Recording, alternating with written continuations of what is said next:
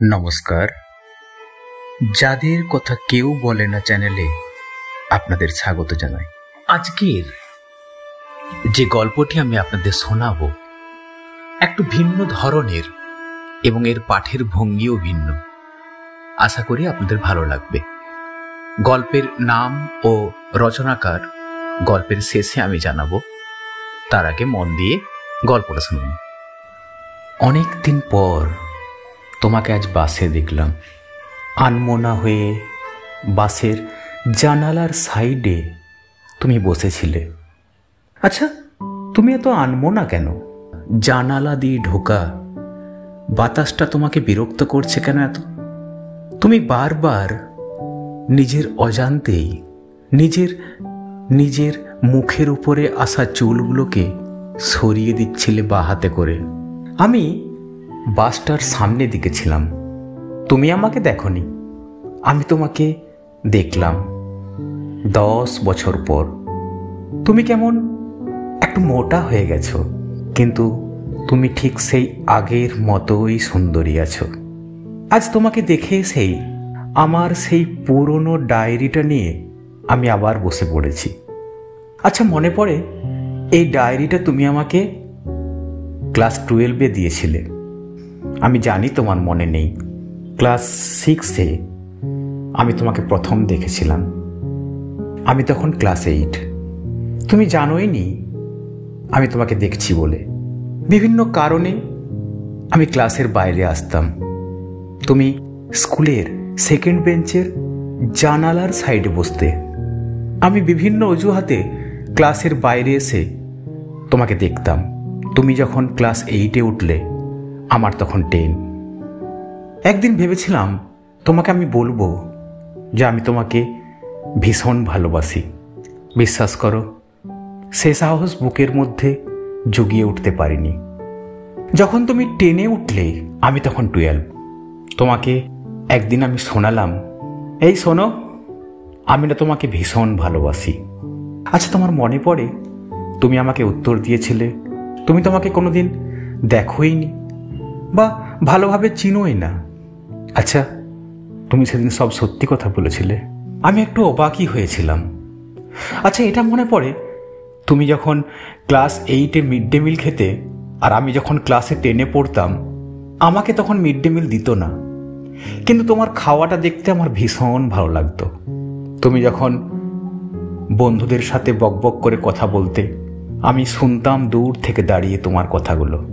আচ্ছা, মনে পড়ে তুমি যখন ক্লাস 12 সায়েন্স নিয়ে পড়ছো, আমি তখন কলেজের সেকেন্ড ইয়ার। তুমি টিউশন যেতে, আরে ওই পল্লব স্যারের টিউশনটা, বাইরে সাইকেল নিয়ে আমি দাঁড়িয়ে থাকতাম। তুমি বলেছিলে তুমি আমাকে চিনোই নি। আচ্ছা, সত্যি করে বলো তো, তুমি আমাকে একবারও দেখোনি? তুমি কলেজে উঠলে, আমারই কলেজ সেটা। আমার কেন?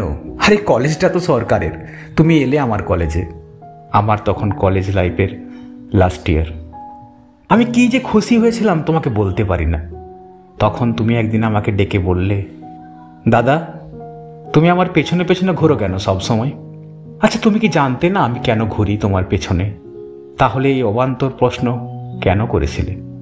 তুমি যখন কলেজের সেকেন্ড ইয়ার, আমি তখন এম এর ফার্স্ট ইয়ার। আমরা দুজনে একে অপরকে প্রপোজ করলাম। তুমি আমাকে এটাই বলেছিলে। আচ্ছা, তুমি যখন আমাকে এতদিন ধরে ভালোবাসো, আগে বলনি কেন?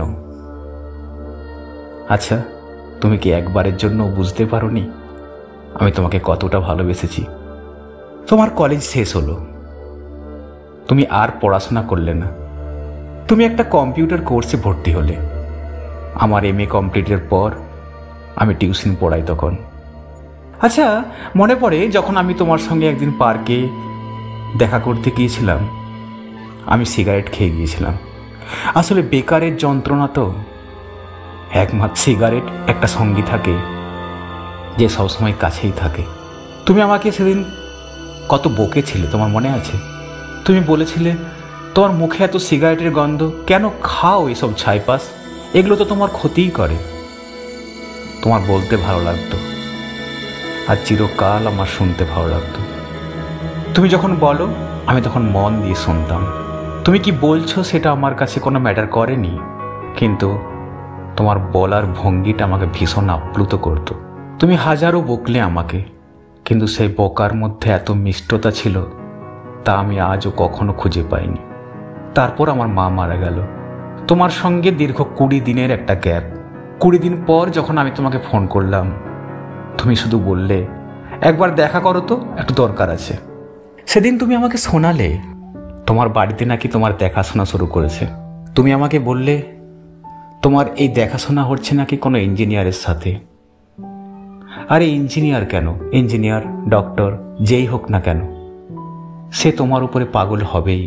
তুমি অসাধারণ সুন্দরী, অসাধারণ রূপসী ছিলে, আছো, ভবিষ্যতেও থাকবে। আচ্ছা, আমাকে তুমি সময় দিলে না।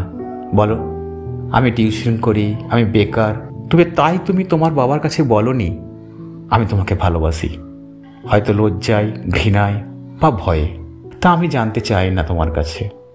তোমার প্রতি আমার কোনো অভিযোগও নেই, শুধু আমি এইটুকু তোমাকে বলতে চাই, আমি তোমাকে ভীষণ ভালোবাসতাম, ভালোবাসি ও ভবিষ্যতেও ভালোবাসবো। আসলে এই পৃথিবীতে এরকম কোনো ব্যাপার নেই তো যে আমি ভালোবাসলেই তোমাকেও ভালোবাসতে হবে। তারপর জানো, তুমি সেই দিন দেখা করলে আমার সাথে। আরে যেদিন বৃষ্টি হচ্ছিল না, বিদ্যুৎ চমকাচ্ছিল, আমরা দাঁড়িয়েছিলাম চন্দ্রকোনা রোড বাস স্ট্যান্ডে। আচ্ছা, ওই রোডের বাস স্ট্যান্ডে সেটে দাঁড়িয়ে আমরা কত কথা বলেছিলাম। সেদিন তোমার সাথে আমার শেষ কথা।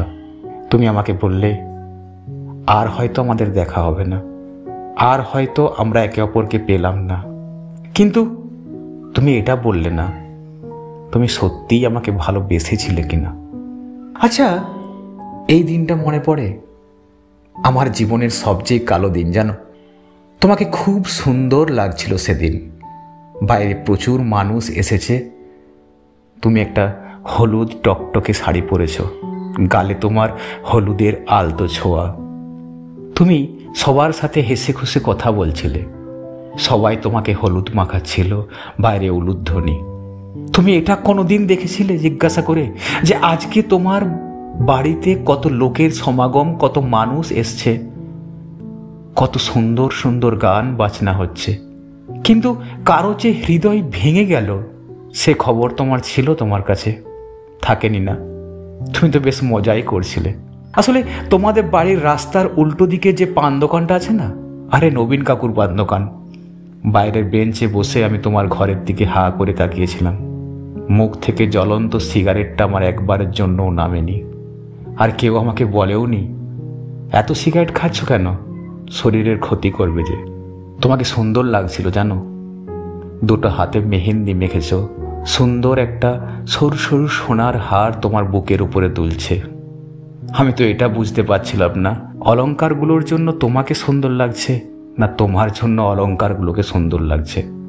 কোথাও যেন কপালটা একটু ফাঁকা লাগছিল, টিপ পড়তে পারতে।